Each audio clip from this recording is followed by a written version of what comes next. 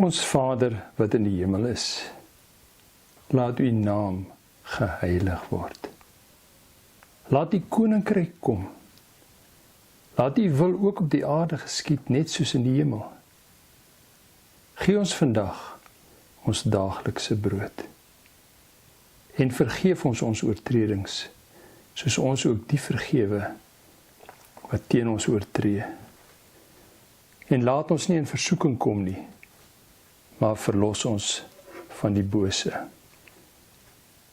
En laat ons nie in versoeking kom nie, maar verlos ons van die bose. 'n Toets is 'n ding waarvan mense nie hou nie. Het is nie lekker om 'n toets te skryf nie. En 'n mens wens jy kan dit los, maar jy moet dit nie los nie. Toetse is geweldig belangrik om te kyk of jy nog op die spoor is en wat se aanpassings jy moet bring. En in ons geloofslewe is dit dieselfde. Dit is al gereeld toetse wat op ons aangelê word, om te kyk, is ons regtig so getrou as wat ons gedink het? Is ons so gehoorsaam? Is ons so hardwerkend?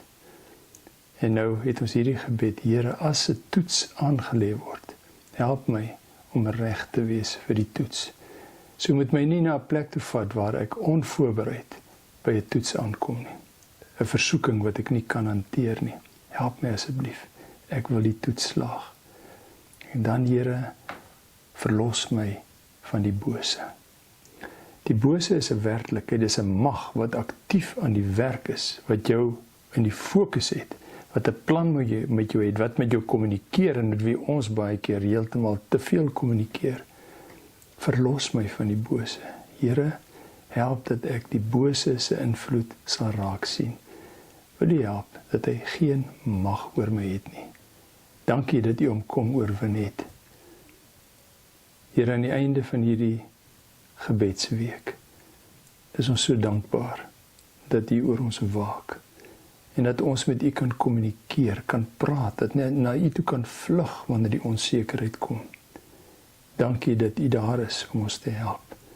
As die nood daar is, as die aanslag van die bose na ons toe kom, U los ons nooit alleen nie. Dankie vir die ongelooflike plan met die bose, dat U hom kom bind het. Help vir ons om nie met hom te speel, daar waar hy vasgebind is nie. Ons bid dit in Jesus se naam. Amen.